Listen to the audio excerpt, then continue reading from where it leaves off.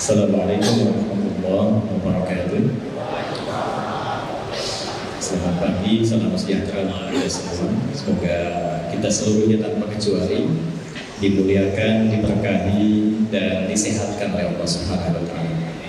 Alhamdulillah, wassalatu wassalamu ala Rasulillah wa ba'du. Yang saya selalu banggakan sejak awal saya memasuki gedung megah tertata rapi ini, keluarga besar Badan Pertanahan Nasional Kota Bekasi di bawah komando sahabat kami Bapak Amir Sofwan. Mudah-mudahan HUT kali ini membuat BPN khususnya di wilayah Kota Bekasi ini senantiasa tetap bersemangat, profesional, dan semakin membanggakan baik untuk Bekasi, Jawa Barat, juga menginspirasi untuk Indonesia, insya Allah. Yang saya hormati, saya muliakan Pak Sekda, Pak Junaidi. Saya lihat di antara sekda yang visioner, kemudian bermanfaat dan bersemangat, yang di antaranya beliau. Mudah-mudahan diawali dengan kerja 35 tahun yang hayatan thayyibah dan ditutup dengan husnul khatimah. Saya hormati, saya muliakan lingkup Forkompinda, ada Pak Dandim, Pak Iko, ini baru saya ketemu, ternyata beliau baru 2 bulan. Mudah-mudahan tugasnya dimudahkan oleh Allah Subhanahu wa Ta'ala, dilancarkan sinerginya dengan teman-teman dari Kapolresta juga, ya. Ada Kapolres di sini ya, saya mewakili. Mudah-mudahan senantiasa sinerginya dikuatkan dan menjadikan garda terdepan untuk ketahanan dan keamanan di negara kesatuan Republik Indonesia. Pak Kanjani, saya mewakili, juga mudah-mudahan senantiasa diberikan kekuatan. Sekarang tugasnya makin banyak ya Pak. Mudah-mudahan sehat, lancar, dan diberikan kemuliaan di sisi Allah. Dan seluruh yang hadir tanpa kecuali, besar kecil yang barangkali tidak mampu saya sebutkan satu persatu. Pertama saya mohon maaf Pak Amir, jadi saya baru landing. Saya baru landing dari Jogja. Jadi hari Jumat itu saya memberikan pelatihan pada hakim-hakim di Litbang. Jadi ada hakim tipikor, ada pengadilan yang agama, ada yang umum. Bapak juga hadir. Ya kami kemarin sempat di Bogor dengan Pak Eko, Pak Bambang dan kawan-kawan. Kemudian saya terbang ke Jogja. Itu hari jadi menyambut hari jadi KAI yang dimulai dari 28 September 1945, sekarang 78 tahun. Lalu saya landing kembali ke sini, pas juga berhadapan dengan HUT-nya BPN. Saya penting cerita ini karena nanti akan bersambungan dengan tausiah yang sedikit mungkin saya sampaikan. 3 hari saya berangkat ini, itu ada kebanggaan tersendiri. Karena di KAI itu ternyata, dan saya ucapkan terima kasih mendalam untuk Pak Ignatius Jonan yang sangat luar biasa kinerjanya, profesionalitasnya, sehingga bisa membuat wajah KAI itu begitu profesional dan mencerahkan sampai saat ini. Yang komisaris utamanya Kiai. Jadi BUMN-nya KAI, komisaris utamanya Kiai. Nah ini ATR juga ini. Jadi ATR itu wamennya juga itu santri. Di Pak Wamen, Raja Juli Antoni, itu satu pesantren dengan saya. Kakak kelas saya di Pondok Pesantren Doa Akrom Muhammadiyah Garut. Ya, jadi beliau angkatan ke-14, saya angkatan ke-20.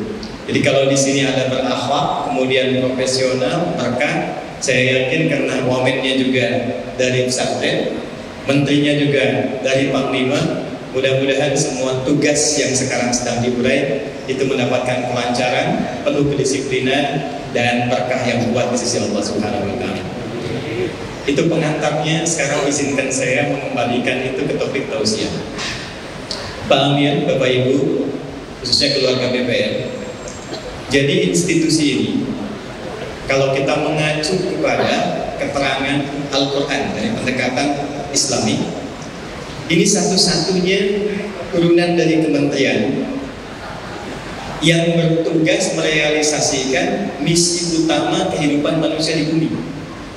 Jadi saat Nabi Adam pertama itu dicipta, kemudian diberikan misi tugasnya di bumi, Itu tugas pertamanya itu ditetapkan oleh Allah, diviralkan di lingkungan malaikat dan jin yang ada pada saat itu untuk mengelola tanah. Jadi fungsi Adam pertama yang langsung disebutkan dari semua list tugas itu misi agraria, Pak. Itu ada di Quran surah ke-2 Al-Baqarah di ayat ke-30. Wa idh qala rabbuka lil malaikati inni ja'ilun fil ardi khalifah. Saking pentingnya misi agraria ini, itu Allah sampai memviralkan di kalangan para malaikat. Kata Allah, saya ciptakan Adam ini, manusia pertama, saya berikan tugasnya bukan di langit tapi di bumi, untuk mengelola. Tugas pertama saat turunnya mengelola aspek-aspek agraria fil ardi. Ardun itu bahasa kitanya tanah. Di tempat yang dia pijak diberikan misi sebagai khalifah. Nanti kita akan bahas dua hal. Apa itu khalifah? Bagaimana turunan kinerjanya sampai ketika Anda menggunakan seragam ini, itu penilaian dan apresiasi di mata Tuhan itu seperti apa? Bapak Ibu sekalian, kenapa misi agraria ini menjadi penting? Karena ternyata semua urusan manusia itu gak akan lepas dari tanah. Kita terlahir dari sefati tanah. Hidup juga kita mengambil yang berasal dari tanah.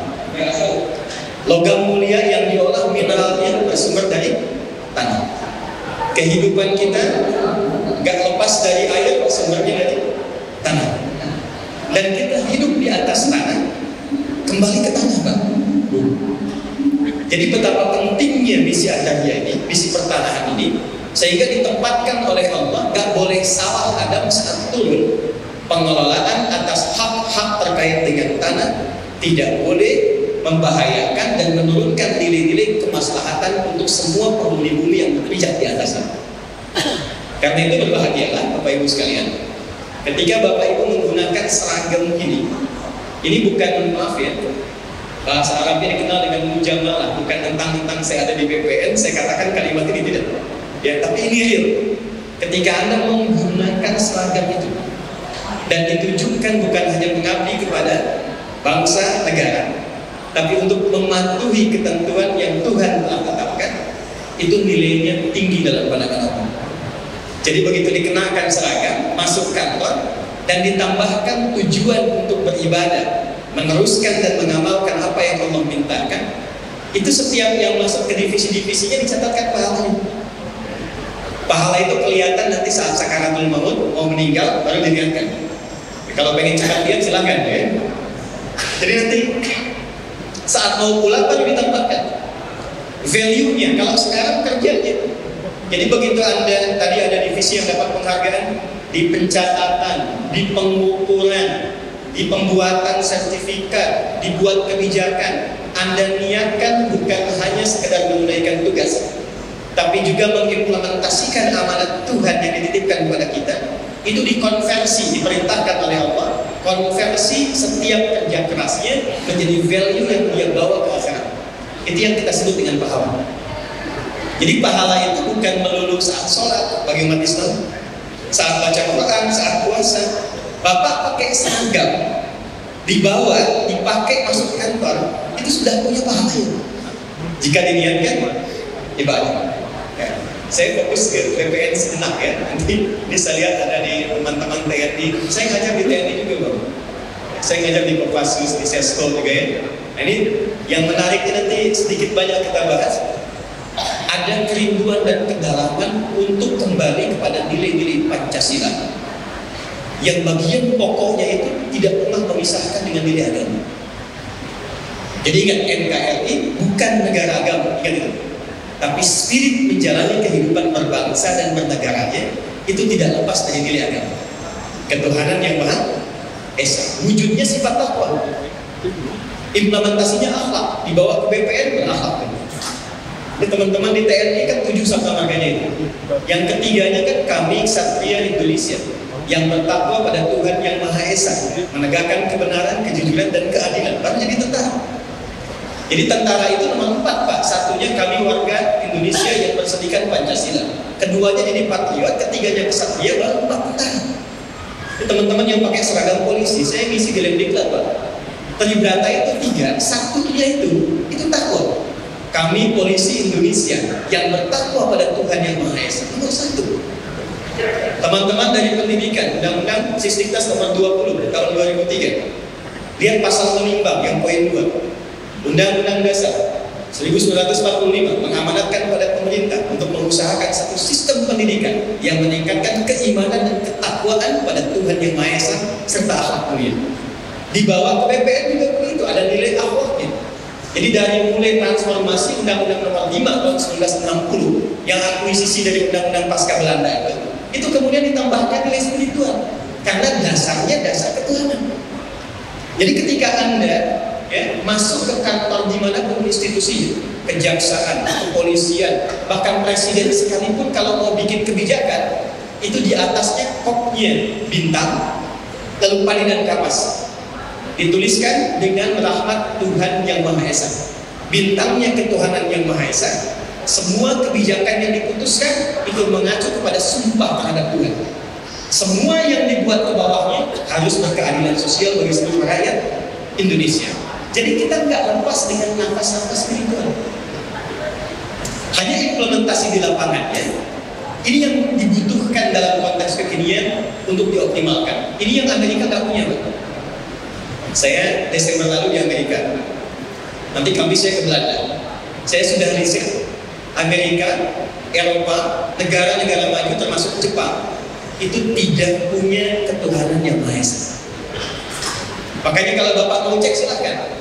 Maju iya, di Jepang tuh maju, disiplin, bagus. Tapi karena tidak punya dasar ketuhanan, maunya kosong, gelisahnya banyak. Kalau sudah gelisah, bunuh diri, Bapak. Kemarin ada banjir besar, izin lompat sebentar, Bapak. Banjir besar di wilayah Jepang. Karena tak bisa menangani gelisah, itu bunuh diri. Kita saking tingginya spiritualnya, sabarnya banyak, banjir pakai berenang. Tapi implementasi yang kita bawa dalam bentuk itu, ini yang mau saya tarik lagi ke dalam konteks BPN. Bagaimana bekerja di institusi ini? Saat bersamaan dunianya dapat, penghargaan sertifikat tadi dapat, dan di sisi Allah pun itu punya apresiasi yang bernilai tinggi. Maka poinnya, inni ja'ilun fil ardi khalifah. Saya mau fokus pada poin ini dan saya izin barangkali fokus ini menjadikan kita agak lebih serius. Kata Allah, hei Adam, aku tugaskan awal engkau turun kelola petani. Bapak, ibu yang bertugas di bidang itu berarti meneruskan risalah Nabi Adam pertama turun, disebut dengan Bani Adam 7 kali disebutkan dalam Al-Quran. Apa fungsi pertama yang harus dilakukan? Kata Allah, Ja'ilun fil ardi khalifah, dari kata khalafah. 1, buat dan olah semua yang ada di tanah ini menghasilkan nilai manfaat. Jadi segala yang terkait dengan pertanahan jangan pernah diinteraksikan, mau diolah, dieksplorasi, dibikin hak untuk orang, dibuatkan sertifikat, diukur. Kata Allah, mulai dengan dasar asas manfaat. Maaf bahasa bebasnya, jangan lakukan penyimpangan-penyimpangan terhadap bagian-bagian tugas tanah ini, karena ini yang paling pokok melekat pada asas kehidupan manusia. Tinggal di atasnya, makan dari hasilnya, kemudian wafat kembali ke situ. Salah mengelola bukan hanya salah di mata undang-undang, tapi ancamannya tinggi di hadapan Allah. Ini tidak main-main ya tugas di BPN ini, sensitif sekali. Nah biasanya Pak Amir, kalau tugasnya sensitif, pahalanya banyak, Pak. Saya ambil contoh gini. Masuk permohonan ke BPN untuk misalnya, maaf, sertifikat masjid bisa. Atau jangan masjid lah, yang netral aja jangan. Untuk dipakai jalan, dibebaskan lahan, minta ke BPN. Setelah diwakafkan untuk kepentingan umum, Bapak tanda tangan, teman-teman yang mengukur, diolah di bagian sertifikat, diniatkan ibadah. Itu orang lewat jalan itu untuk sekolah, untuk berangkat kerja, Ada yang untuk ibadah, setiap orang yang lewat itu dituliskan pahalanya 10 kebaikan. 10 tuh hitungnya gini. 1 ke 2 tuh bukan 1, 2, 3, 4 bukan. 1 ke 2 500 tahun. 2 ke 3 500 tahun. 3 ke 4 500 tahun. Itu ada di Quran surah ke-6 ayat 160. Man jaa bil hasanati falahu asyru amsalih. Ada orang mau bikin rumah ibadah, Bapak fasilitasi. Di tanda tangan, setiap orang yang baru masuk, dia wudhu, dia duduk, itu dapat pahalanya.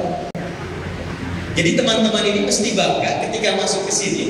Itu bukan sekedar Anda duduk, kerja, rumuskan sesuatu, lalu dikeluarkan hasilnya, dan jadi tugas-tugas bernegara hanya untuk bekerja saja, tidak.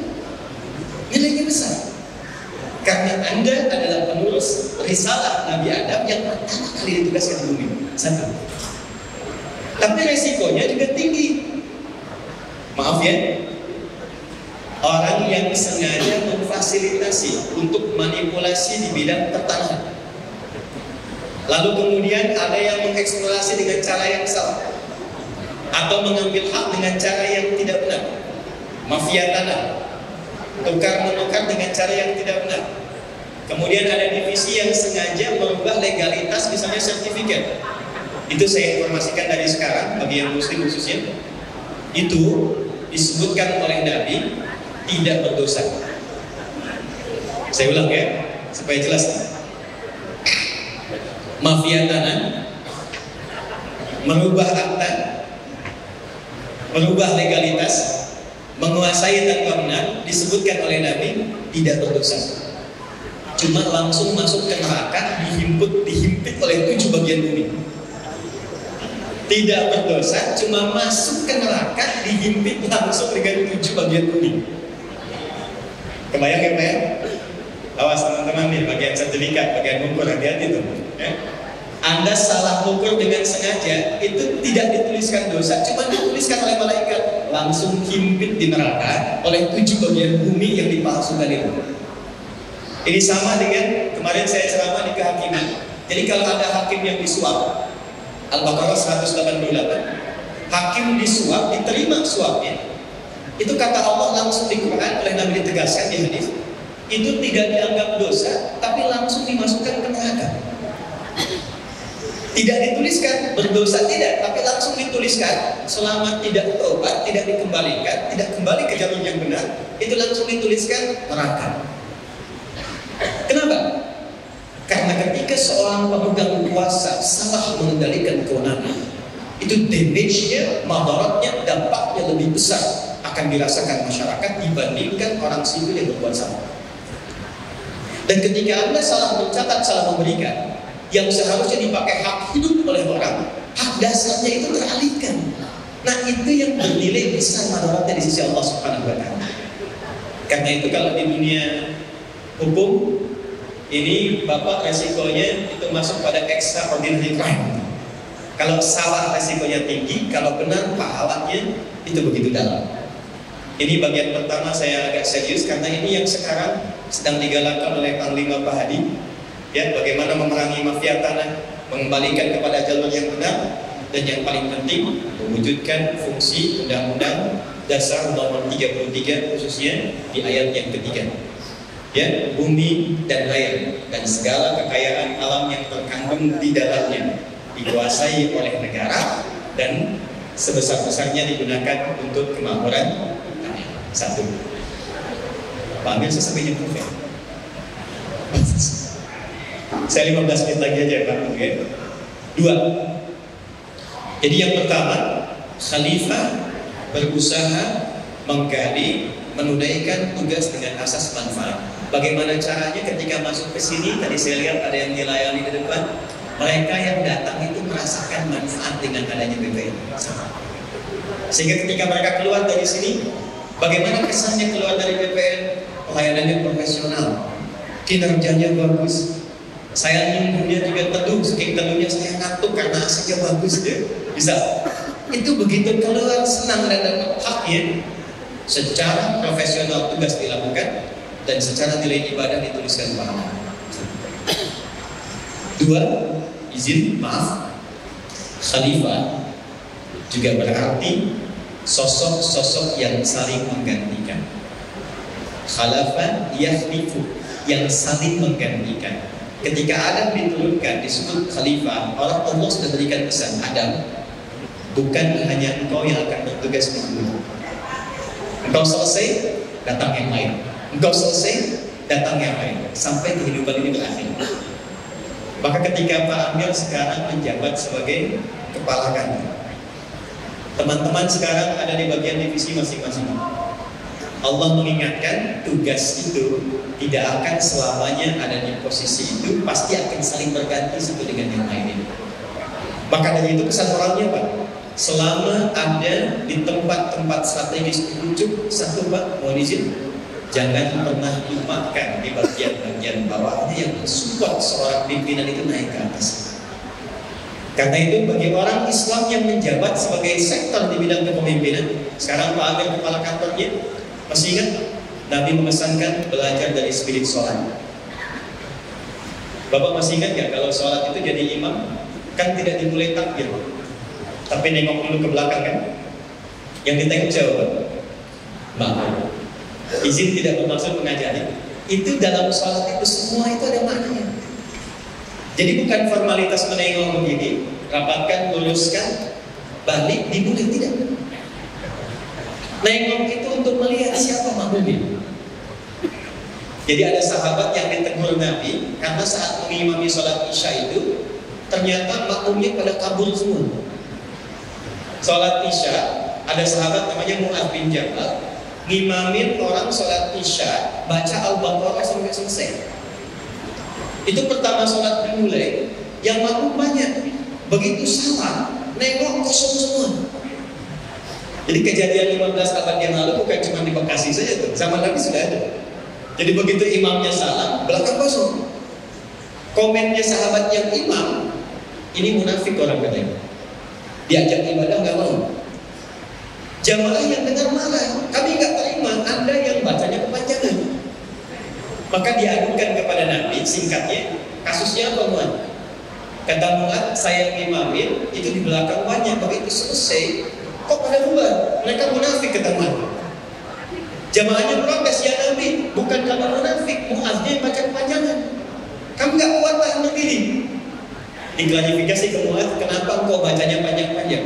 Kata Mu'adz, ya Rasulullah, waktu saya jadi makmum, kan Anda jadi imam bacanya Al-Baqarah saat Isya, jadi saya ikutin. Kata Nabi yang Mu'adz, waktu saya imam, makmumnya kamu, tapi waktu kamu imam, makmumnya mereka. Jadi nengok ke belakang itu, kamu cek dulu. Barangkali ada orang yang transit, ada orang yang baru pulang kerja, ada orang yang gak kuat berdiri lama, ada orang yang wajahnya begitu cool sehingga dibacakannya harus yang cool ya. Qul huwallahu ahad, rabbil falaq. Tapi spiritnya Pak, sholat berjamaah itu latihan kepemimpinan. Sebelum Bapak mulai tugas, tengok ke belakang. Di sana ada divisi-divisi pencatatan, pengukuran, sampai office boy, sampai security. Jangan sampai mereka kehilangan hak. Tengok sahabat Pak, karena Bapak bisa naik di atas, karena ada yang di bawah.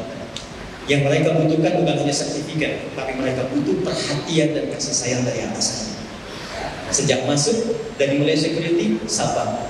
Terima kasih telah menjaga kantor ini aman, nyaman, dan saya datang ke sini dalam keadaan yang sudah bisa saya lakukan pekerjaan dengan baik. Security itu nggak akan lupa.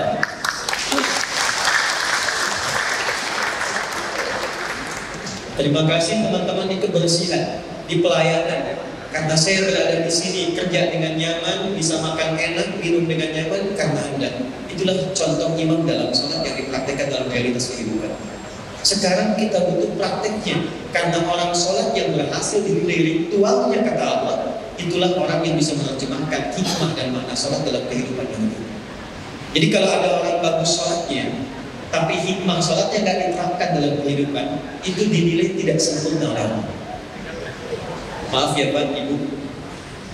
Ciri pertama orang salat yang berhasil, kata Allah itu dia bebas dari perbuatan-perbuatan yang buruk. Tanha 'anil fahsya'i wal munkar.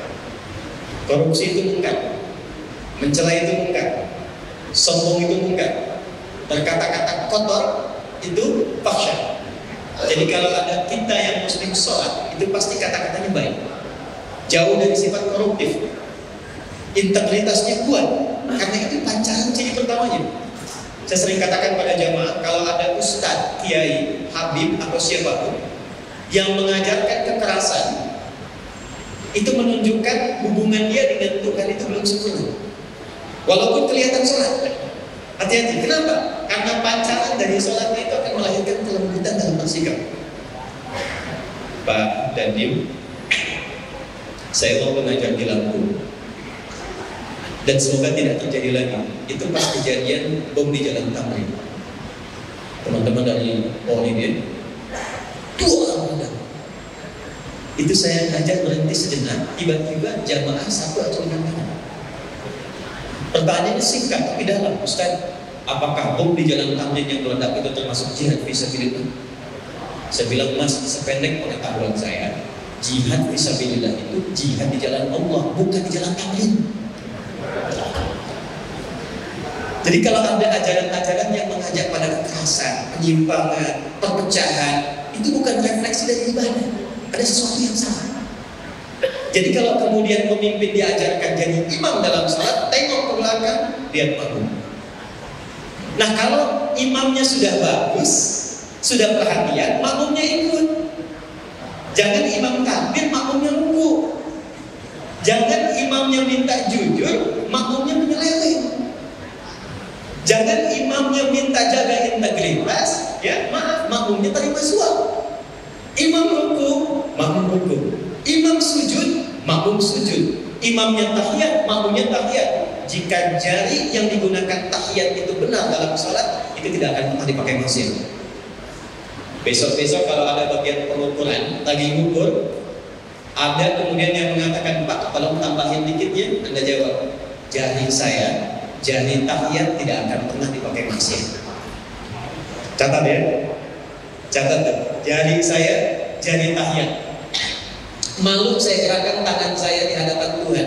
Saya ngangkat, saya sedekap, saya gerakan, tapi ternyata tangan yang saya pakai dalam sholat ini saya gunakan untuk maksiat. Apa Anda tidak malu membawa lisan mengucapkan Allahu Akbar, padahal lisan itu baru dipakai untuk menipu? Apa Anda tidak malu menggunakan tangan untuk diangkat dan tahiyat, padahal tangan itu baru digunakan untuk bertindak yang kotor? Jadi kalau sedang mencatat tiba-tiba ada orang mengatakan, Pak, fee-nya 1 miliar ya. Katakan, tangan saya tangan sholat, tidak akan pernah saya pakai untuk maksiat. Tapi biasanya tak selesai sampai situ, dia pasti datang lagi tuh, Pak, nambah Pak 10 miliar.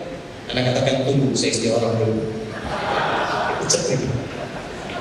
Enggak ada istiqoroh dalam maksiat ya. Jadi yang pertama, selamat, ini institusi hebat, meneruskan tugas cabang dari risalah para nabi. Yang kedua, kompak antara imam dengan makmum.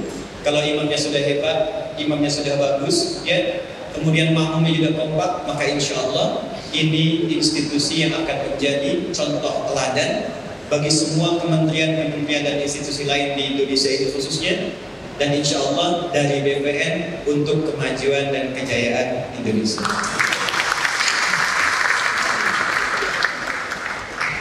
Yang terakhir, makna khalifah itu sukses dan bahagia. Saya ulangi, sukses dan bahagia.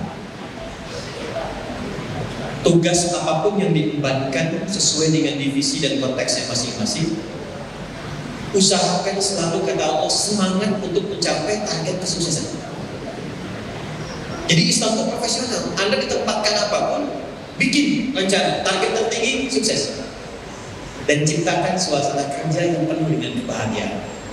Ya, saya ulangi, ciptakan suasana kerja yang penuh dengan kebahagiaan. Masing-masing tempat kadang caranya beda, Pak Amir. Tapi saya kira dengan desain yang begini, kenyamanannya, saya sudah masuk comment centernya, kedamaian, ketentramannya, ada bagian yang terpenting ketika Bapak bukan hanya memerintahkan kepada bagian-bagian di bawahnya harus berhasil sesuai target, tapi juga menjalankan itu dengan penuh kebahagiaan, kenyamanan. Kenali keluarga mereka, Pak. Bukan hanya yang dapat sertifikat itu, undang anaknya, Pak. Kalau ada kelebihan berikan beasiswa. Kalau sakit tengok, sehingga setiap yang datang ke tempat ini untuk bekerja, dia tidak hanya berpikir ada pimpinan saya, tapi ada tokoh yang memperhatikan keluarga saya, sehingga ini menjadi satu keluarga besar yang akan diingat. Ini poin yang paling penting. Yang terakhir ini kenapa saya sampaikan? Karena seringkali kami pun mengisi di alumni BPN. Dan kalau sudah tidak menjabat, yang dibawa keluarganya, Pak. Dibawa keluarganya. Suami dengan istrinya, dengan anak-anaknya, kita kumpul yuk, kenalkan dengan teman-teman ayah. Jika itu dimulai dalam kegiatan formal saat menjabat dan kenal, ini yang dilakukan Nabi. Salman dipersaudarakan dengan Abu Darda, dikenalkan ke anak-anaknya. Jadi begitu purna bakti dari tugasnya, bahkan ada yang meninggal di antara ayahnya itu, silaturahimnya tetap berjalan sampai ke anak-anaknya. Mudah-mudahan berkah selalu untuk BPN. Mudah-mudahan Allah juga berikan ketentraman, kedamaian, dan bisa mencapai target seperti yang diharapkan. Pak izin, di antara sekian yang terbaik itu, Bapak tunjuk tadi satu orang. Di antara sekian yang terbaik yang dapat penghargaan, di antara sekian yang nilainya paling tinggi, yang kira-kira paling bagus, ya. Yang lain semua bagus, tapi yang di antara tadi itu satu yang paling baik. Bapak tunjuk satu orang. Saya ikut berbahagia dan saya ingin memberikan hadiah. Jika muslim, saya ikutkan dalam hadiah umrah.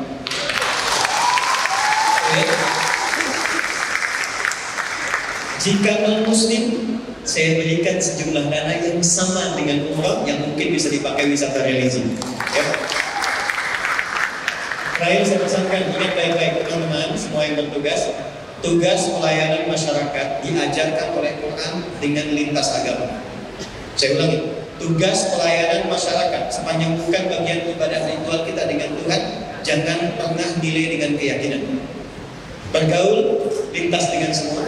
Siapapun yang datang, jangan lihat agamanya, jangan lihat mana dia berasal. Sepanjang dia warga negara Indonesia, layani dengan cara yang sama, dengan senyum yang sama, dan dengan profesionalitas yang sama.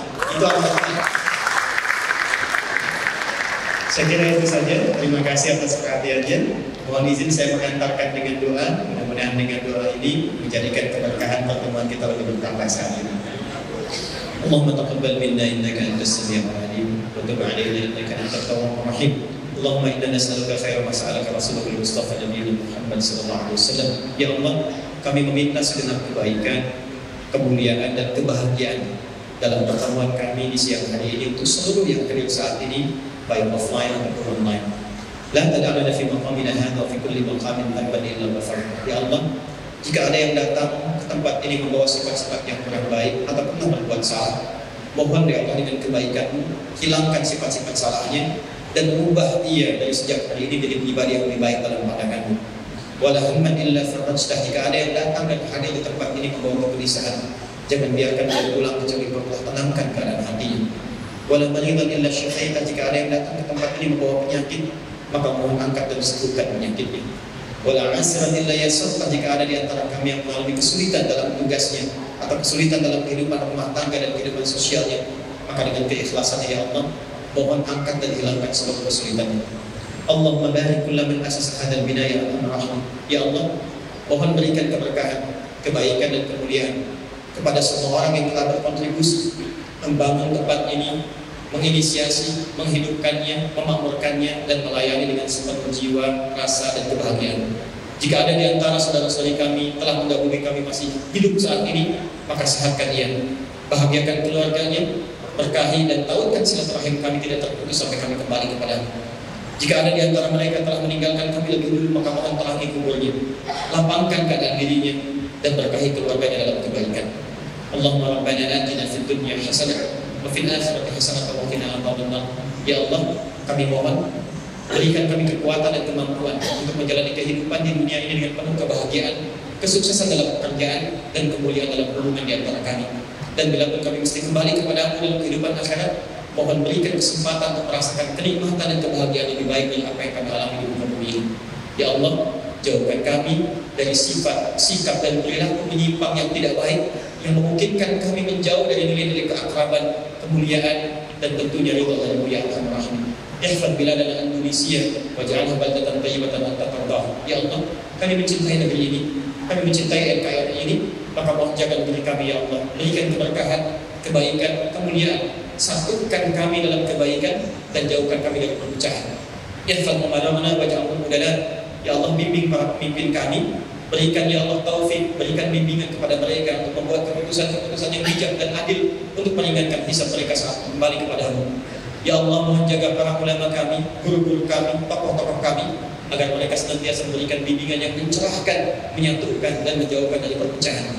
Allahumma bifadlika subhana rabbika rabbil izzati amma yasifun wa salamun alal mursalin wa akhiru da'wana alhamdulillahi rabbil alamin.